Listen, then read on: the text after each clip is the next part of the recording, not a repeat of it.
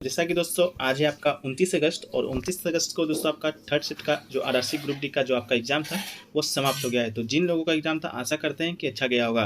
तो दोस्तों आज की इस वीडियो में 29 अगस्त थर्ड शिफ्ट में पूछे गए जीके, साइंस और करंट अफेयर्स के अधिकतम रियल प्रश्न मिल गए तो उसके उत्तर को मिलाने का प्रयास करेंगे। प्रश्न दोस्तों आपका 100% रियल ऑथेंटिक प्रश्न है। तो वीडियो को दोस्तों अंत तक देखिएगा क्योंकि आगे आने वाले शिफ्टों में जिनका भी एग्जाम है उनको बहुत हद तक मदद मिल जाएगी। इस वीडियो का पीडीएफ दोस्तों आपको कहाँ मिलेगा, तो आपको पीडीएफ लिखकर इस व्हाट्सएप नंबर पर मैसेज कर देना है और दोस्तों चैनल को सब्सक्राइब कर नोटिफिकेशन बेल को भी ऑन कर लेना है। तो चलिए दोस्तों पहले देख लेते हैं आज का क्या क्या प्रश्न आपको देखने को मिला था थर्ड शिफ्ट के 29 अगस्त के डेट को।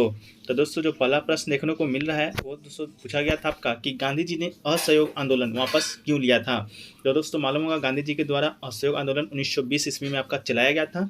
गांधी जी ने 1920 में असहयोग आंदोलन शुरू किया था परंतु 1922 ईस्वी में गोरखपुर के चौरी चौरा में हिंसक घटना घटित हुई जिसके तहत भीड़ ने पुलिस थाने को आग लगा दिया था जिसमें 22 पुलिसकर्मी जो कि जलकर मर गए थे। इस घटना को देखते हुए गांधी जी ने दोस्तों असहयोग आंदोलन को वापस लेने का निर्णय किया था।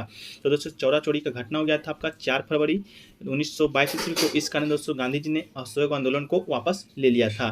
तो दोस्तों गांधी जी से हर शिफ्ट में आपका एक प्रश्न देखने को मिल रहा है। पहले सेकंड शिफ्ट में पूछा गया था आपका कि नमक जो सत्याग्रह है उसके बाद कौन सा सत्याग्रह आरंभ किया गया था। तो नमक सत्याग्रह के बाद दोस्तों आपका सविनय अवज्ञा आंदोलन को किया गया था गांधी जी के द्वारा।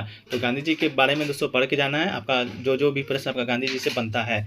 तो चलिए दोस्तों अगला प्रश्न देखा गया था पॉलिटी से कि मौलिक अधिकार किस अनुच्छेद से किस अनुच्छेद तक है। आपका 12 से दिया हुआ था, आपका ऑप्शन में 34, 35, 36, 52, 65 ऐसे ही आपका ऑप्शन में दिया गया था। तो बात करें दोस्तों आपका पहले मौलिक अधिकार का, तो ये दोस्तों आपका पहले अनुच्छेद की बात करें तो आपका अनुच्छेद 12 से 35 है, तो 35 आपका बिल्कुल राइट आंसर होगा। उसके बाद बात करें कौन कौन से अधिकार को मौलिक अधिकार कहते हैं, तो समानता का अधिकार है, स्वतंत्रता का अधिकार है, शोषण के खिलाफ अधिकार है, धर्म की स्वतंत्रता का अधिकार है और सांस्कृतिक शैक्षणिक अधिकार और संवैधानिक उपचारों का अधिकार। भारत के संविधान में निहित 6 मौलिक अधिकार है। पहले 7 मौलिक अधिकार हुआ करता था लेकिन संपत्ति का जो अधिकार है उसे हटाकर 200 कानूनी अधिकार बना दिया गया था। और कहाँ रखा गया है, तो आपका 300 का अनुच्छेद में रखा गया है। बात करें मौलिक अधिकार का ये कौन सा अनुच्छेद में है, तो ये दोस्तों आपका भाग 3 में आपका ये पड़ता है और ये दोस्तों अमेरिका के संविधान से लिया गया है। तो इस बात को भी दोस्तों याद रखना है। मौलिक कर्तव्य मौलिक अधिकार दोस्तों दोनों अलग अलग चीज़ है। तो दोनों के विषय में अगर आपका शिफ्ट में एग्जाम है तो उस कॉन्सेप्ट क्लियर करके एग्जाम में जाइएगा। अगला प्रश्न पूछा गया था दोस्तों कि पंचायती राज व्यवस्था संविधान के कौन से भाग में है। तो दोस्तों पंचायती राज व्यवस्था से हर शिफ्ट में एक न एक प्रश्न आपको देखने को मिल ही रहा है। तो इस शिफ्ट में भी पूछा गया था पंचायती राज व्यवस्था संविधान के कौन से भाग में है। तो ये संविधान संशोधन अधिनियम के द्वारा दोस्तों संविधान भाग 9 में जोड़ा गया था। तो भाग 9 आपका बिल्कुल राइट आंसर हो जाएगा। और मूल संविधान में भाग 9 के अंतर्गत पंचायती राज संबंधित उपबंधों की चर्चा किया गया था अनुच्छेद 243 में। अगर अनुच्छेद पूछा होगा या पूछा जाएगा तो आपका 243 हो जाएगा।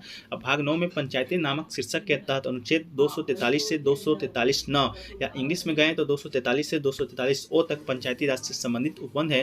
तो दोस्तों जिनका भी एग्जाम है वो अनुच्छेद 243 से 243 ओ तक पढ़ के चले जाइएगा। 243 ओ तक नहीं भी पढ़िएगा तो ए बी सी 3 जो ऊपर के 5 जो आपका अनुच्छेद है उसको पढ़ कर जाइएगा क्योंकि इससे दोस्तों प्रश्न आपका हर शिफ्ट में आपका पूछते आए हैं।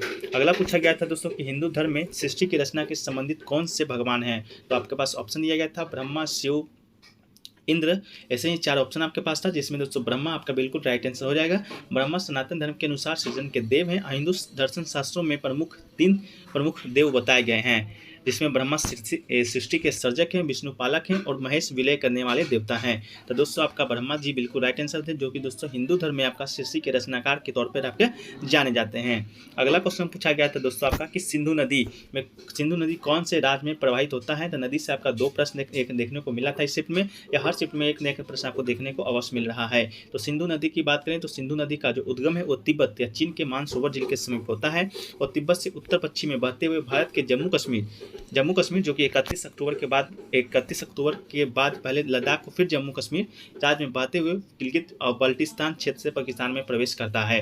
तो पहले जम्मू कश्मीर और लद्दाख एक ही हुआ करता था लेकिन 31 अक्टूबर के बाद आपका लद्दाख अलग हो गया, जम्मू कश्मीर अलग हो गया। तो आपका लद्दाख और जम्मू कश्मीर से दोस्तों आपका सिंधु नदी बहता है। आपके ऑप्शन के अनुसार आंसर को करेक्ट कर लीजिएगा। अगला क्वेश्चन पूछा गया था दोस्तों आपका कि एशियन कुश्ती चैंपियनशिप हुआ था 2022 में, उसमें सिल्वर मेडल कौन जीती थी। तो दोस्तों एशियन कुश्ती चैंपियनशिप 2022 की बात करें तो भारत ने दीपक पुनिया ने रविवार को 86 किलोग्राम पुरुष फ्रीस्टाइल प्रतियोगिता में कजाकिस्तान के आजमत डोलेट बेकअप को 1-6 से हराकर रजत पदक जीता था। लेकिन दोस्तों आपका शायद महिला में पूछा था, तो इससे पहले दोस्तों भारतीय पहलवान अंशु मलिक 57 किग्रा और राधिका 65 किग्रा ने शुक्रवार को सिल्वर मेडल जीत लिया है। तो आपके ऑप्शन के अनुसार दोस्तों आंसर को करेक्ट कर लीजिएगा। इससे शायद अंशु मलिक आपका शायद ऑप्शन में था, जो कि दोस्तों आपका बिल्कुल राइट आंसर था, तो अंशु मलिक आपका राइट आंसर हो जाएगा। अगला क्वेश्चन पूछा गया था दोस्तों कि भारत का सबसे बड़ा दूसरा ग्लेशियर कौन सा है, या दोस्तों भारत का सबसे बड़ा ग्लेशियर और दुनिया का दूसरा सबसे बड़ा ग्लेशियर पूछा था।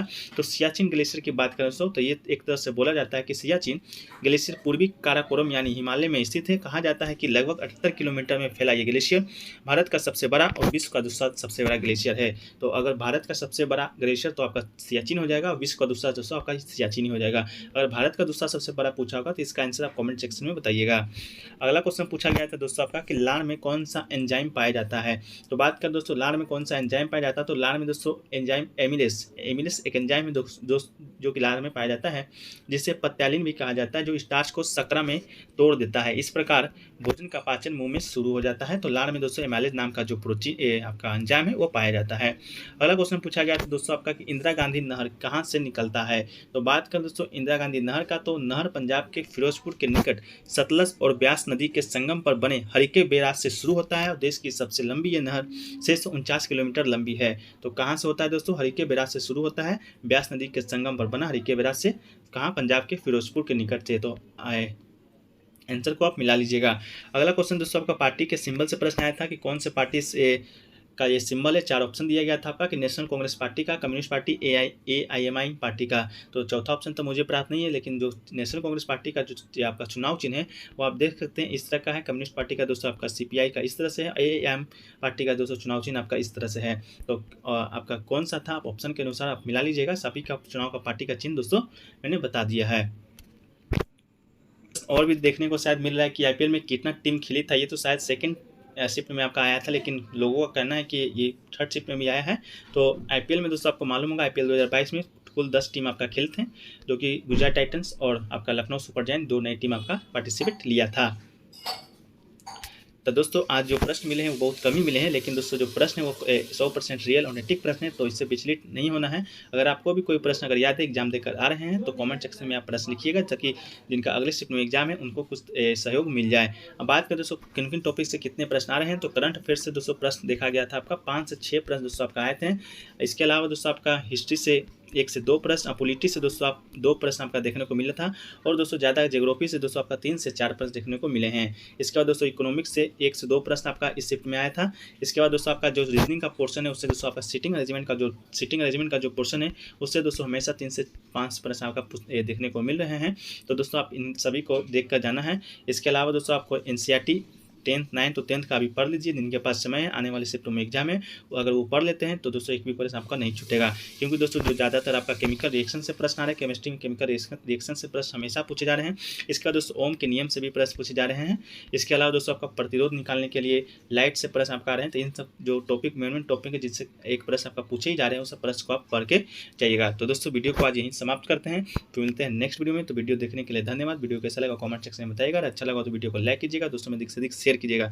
तो मिलते हैं दोस्तों नेक्स्ट वीडियो में, जब तक के लिए जय हिंद, जय भारत।